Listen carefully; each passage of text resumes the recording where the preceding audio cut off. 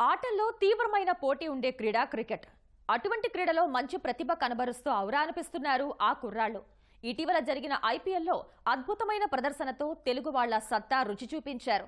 చిన్నతనం నుంచి క్రికెట్ పై ఉన్న మక్కువని జీవితానికి బంగారు బాటగా మలుచుకున్నారు.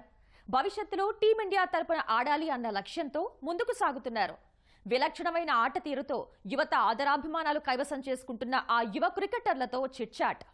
ఆంధ్రప్రదేశ్ నుంచి మరొక ధృవతార నితిన్కి సంబంధించి క్రికెట్ కెరీర్ మొన్న ఐపీఎల్లో మనం చూసాం. ఆ కెరీర్ ఎట్లా సాగుతుంది? నన్ను అడిగితే చాలా మంచిగా జరుగుతుంది. ఐఎమ్ సో హ్యాపీ అండ్ మా పేరెంట్స్ని ప్రౌడ్గా ఫీల్ అయ్యేలా చేశాను అండ్ ఇంకా ప్రౌడ్గా ఫీల్ అయ్యేలా చేయాలి. కమింగ్ డేస్లో ఇండియాకి ఆడాలని కోరుకుంటున్నాను. నితిన్ అంటే ఫాదర్ బాగా జింక్లో సాధారణమైన ఎంప్లాయ్.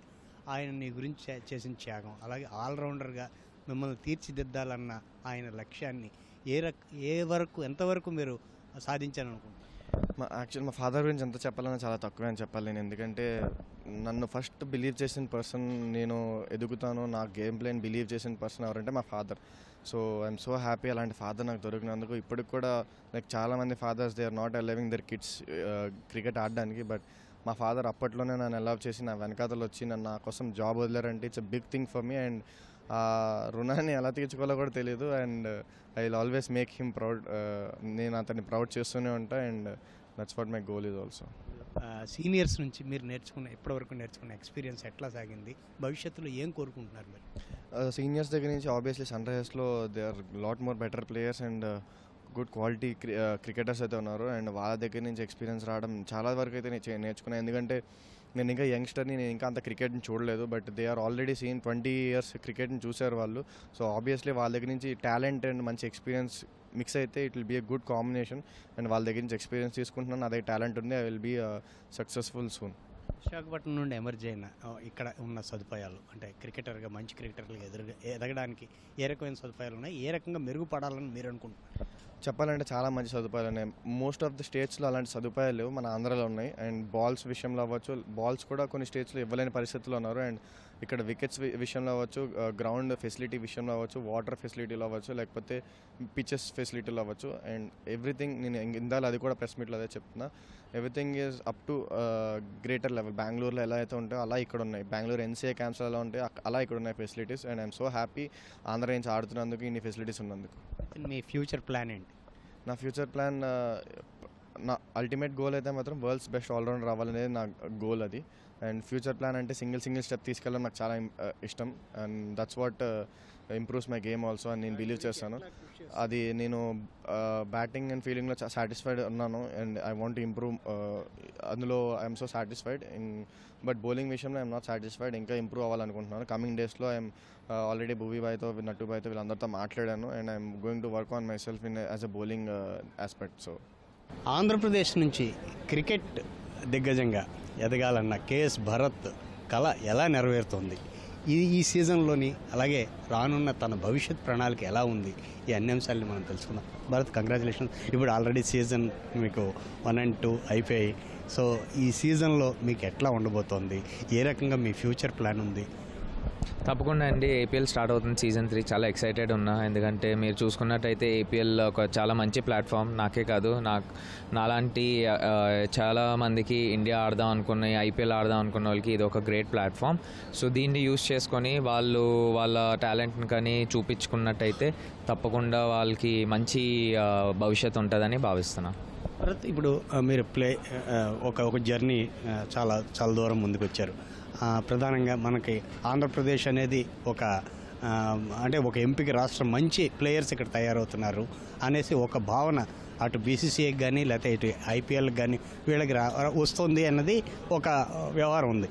అయితే దీన్ని మన గేమ్ ఇంకా మెరుగుపడడానికి అప్కమింగ్ వీళ్ళకి మీరు ఇచ్చే ప్రధానమైన సూచన ఏంటి? తప్పకుండా. ఇప్పుడు చూసుకున్నట్టయితే ఆంధ్ర నుంచి ఇండియా ఆడుతున్నా అంటే నేను చాలా అదృష్టంగా భావిస్తున్నాను. ఎందుకంటే నాకు చాలా ఆంధ్ర నా తల్లి లాంటిది. సో ఆంధ్ర నుంచి హైయెస్ట్ లెవెల్ రిప్రజెంట్ చేస్తున్నా అంటే అదొక different feeling.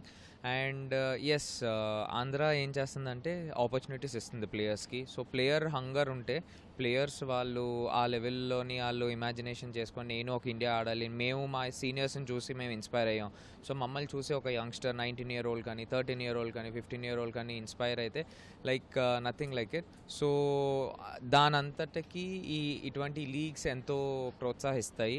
And not just leagues, Andhra cricket association చూసుకుంటే ఇప్పుడు రంజీ ట్రోఫీ ఆడాలని, లేకపోతే ఇండియా ఆడాలని, ఐపీఎల్ ఆడాలని.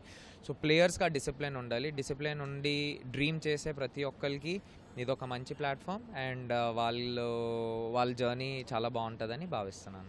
క్వశ్చన్, కొత్త ప్లేయర్స్లో ఎక్కడ ల్యాగ్ కనిపిస్తుందని మీరు అనుకుంటున్నారు? ట్రైనింగ్ అదంతా లైక్ ల్యాక్ అని ఏమి ఉండదు. As a cricketer there'll be lots of flaws ఉంటాయి. And as a cricketer you always have to keep working on your game. So అందరికీ వీక్నెస్ ఉంటాయి, పాజిటివ్స్ ఉంటాయి. సో మనం ముందుకెళ్ళాలంటే మన పాజిటివ్ని స్ట్రెంగ్ చేసుకుంటూ అండ్ వీక్నెస్ని అవేర్నెస్లోకి మార్చడం చాలా ఇంపార్టెంట్. సో నేను అదే చేస్తాను. అండ్ నేను ఎవరితోటైనా ఇంటరాక్ట్ అయినప్పుడు అదే చెప్తాను, మన స్ట్రెంగ్త్ని మనం ఉంచుకోవాలి. At the same time weakness awareness ఉంటే like will be able to manage it.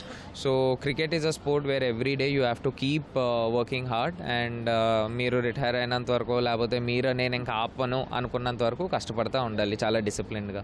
Andhra Pradesh నుంచి మరొక మంచి క్రికెటర్ రిక్కీకి సంబంధించిన జర్నీ ఎట్లా కొనసాగుతోంది, భవిష్యత్ ప్రణాళిక ఏంటి, ఇవన్నీ మనం అడిగి తెలుసుకుందాం. Ricky, congratulations.